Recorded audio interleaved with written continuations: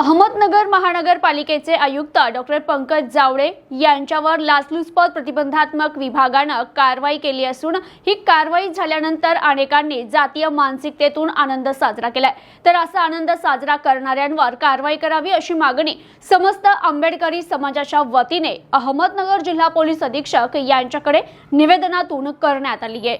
अहमदनगर महानगरपालिकेचे आयुक्त डॉक्टर पंकज जावळे यांच्यावर लाचलुचपत प्रतिबंधात्मक विभागाने केलेली कारवाई निष्पक्ष व्हावी, तसेच महानगरपालिकेसमोर जातीय मानसिकतेतून असुरी आनंद साजरा करणाऱ्या व्यक्तींवर अॅट्रॉसिटी कायद्याअंतर्गत गुन्हा दाखल करावा या मागणीकरिता समस्त आंबेडकरी समाजाच्या वतीने पोलीस उपअधीक्षक कार्यालय येथे उपपोलीस अधीक्षक यांना निवेदन देण्यात आलं।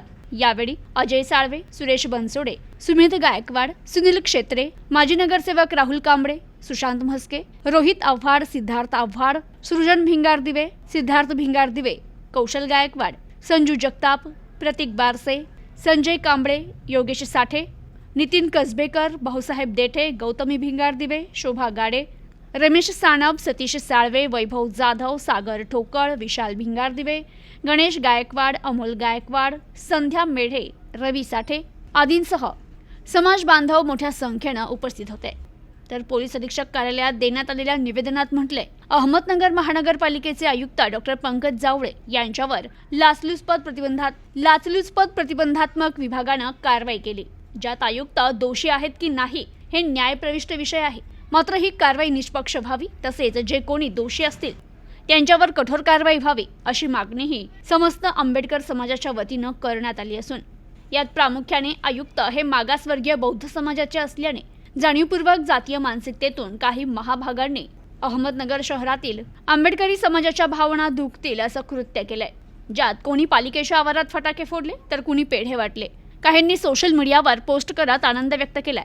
या प्रकाराने शहरातील आंबेडकरी जनतेच्या तीव्र भावना दुखावल्याने संबंधितांवर अॅट्रॉसिटी कायद्याअंतर्गत कारवाई करावी अशी मागणी निवेदनातून करण्यात आली।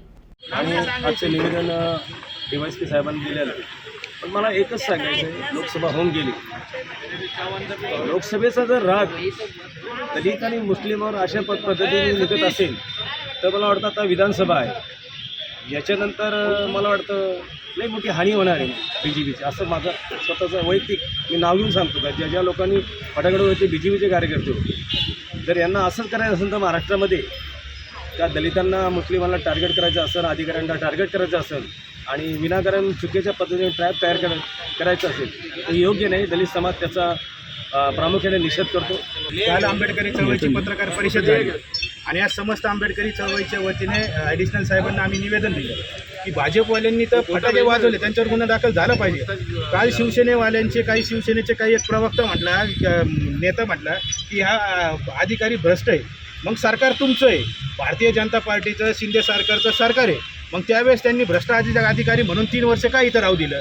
चांगलं काम म्हणून ती इथं राहिले, मग 3 वर्षापूर्वी त्यांनी तक्रार का केली नाही? याच्यामध्ये विशेष मुद्दा असा आहे की एक दलित अधिकारी म्हणून, बौद्ध अधिकारी म्हणून, डॅशिंग अधिकारी म्हणून, खामका अधिकारी म्हणून ज्यांना या नगर शहराचे कार्यसम्राट आमदार संग्राम भैया जगताप यांनी त्यांना या ठिकाणी आणलं की दलित अधिकारी या नगर शहरामध्ये पाहिजे आणि एक चांगला अधिकारी, खामका अधिकारी म्हणून पाहिजे, त्याच्यामुळं त्यांनी आणल्यामुळं दलित अधिकारी या ठिकाणी आल्यामुळं त्यांच्या पोटामध्ये गोळा उठला।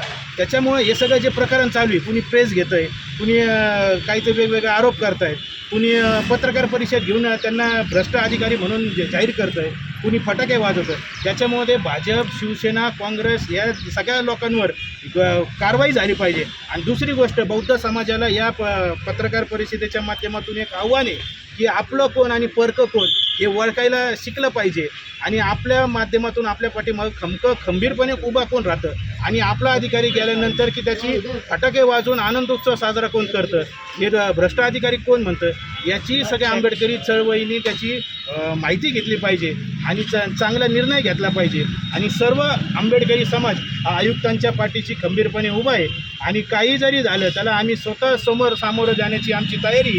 फक्त ज्यांनी आनंदोत्सव साजरा केला, ज्यांनी आयुक्तांवर दोष दिला त्यांच्यावर कारवाई झाली पाहिजे। आरोपी महत्त्वाची गोष्ट की एक आरोपी त्यांनी मध्यस्थी म्हणून शासकीय विश्रामगृह इथे अटक केला होता या अँटी करप्शन ब्युरोने।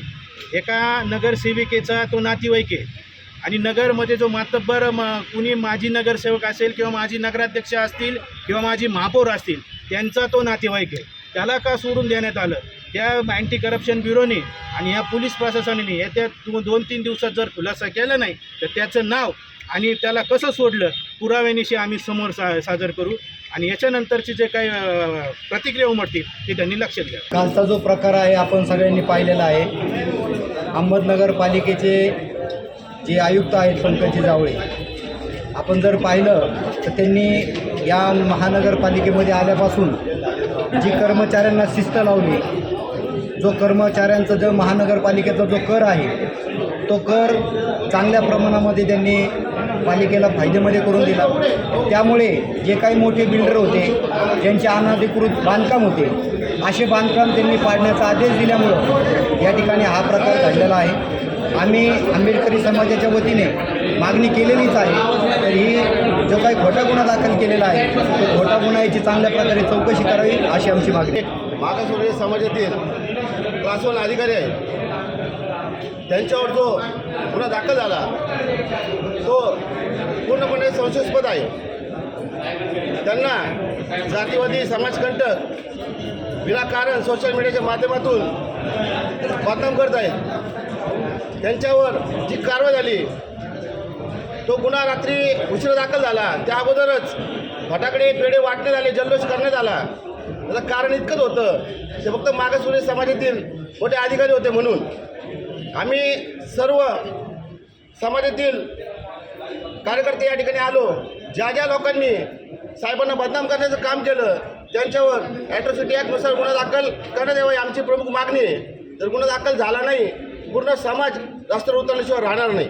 तर यांच्यावर जो गुन्हा दाखल केलेला आहे हा गुन्हा संशयास्पद गुन्हा आहे असं आमच्या समस्त आंबेडकरी समाजाचं म्हणणं आहे. ज्यावेळेस ECBने ट्रॅप केला त्यावेळेस ECBने चार कर्मचाऱ्यांची चौकशी करून त्यांना सोडलं का, हा आमचा एक पहिले आरोप आहे. दुसरा आरोप आहे ज्यांनी गुन्हा दाखल केला आहे आणि जो अधिकारी कर्मचारी याच्या सहभागी त्यांच्या घराचे CCTV फुटेज चेक केले पाहिजे. आणि हा गुन्हा ज्यावेळेस नोंद करताना हा 19-20च्या दरम्यानचा अर्ज आहे, परंतु याच्यावर 27 तारखेला कारवाई होती. आणि ज्यावेळेस अधिकारी हा रजेवर गेलेला असताना सुद्धा त्याच्यावर गुन्हा दाखल होतो आहे, त्याचं ऑफिस सील केलं जातं आहे, त्याचं राहतं घर सील केलं जातं आहे, हे एकदम संशयास्पद असून हा गुन्हा एकदम खोटा आहे असं आमच्या समस्त आंबेडकरी समाजाला वाटतं. जी घटना घडली महानगरपालिकेचे जे आमचे बौद्ध समाजाचे आयुक्त आहेत त्यांना जाणून बुजून खोट्या प्रकरणात गुंतवण्याचा जो प्रकार झाला त्या संदर्भात माझं सांगणं हे की जे राम चाटणकर म्हणून अधिकारी ते इथं राहतात कोर्टे आणलं आपल्या तारकपूरसमोर, तर त्यांच्या घरापासले 15 दिवसाचे CCTV फुटेज चेक करण्यात यावे. यातले जे तक्रारदार आहेत आणि चाटणकर त्यांच्या खूप वेळा तिथं पार्ट्या झालेल्या आहेत. असे मी स्पष्टपणे भक्कमपणे सांगतो की त्याचे पुरावे नक्की भेटतील. ते चाटणकर जेव्हा गेले 2 दिवसापूर्वी त्यानंतर हा ट्रॅप झाला आहे. तर याच्या मागं कोण आहे, याचे षडयंत्र जे आहे त्याची चौकशी व्हावी व जे शिस्तप्रिय अधिकारी त्यांना यामध्ये न्याय देण्यात यावा व तक्रारदार पण त्या पार्टीमध्ये सहभागी होते. प्रतिनिधी अनिकेत गवळी, न्यूज टुडे 24, अहमदनगर.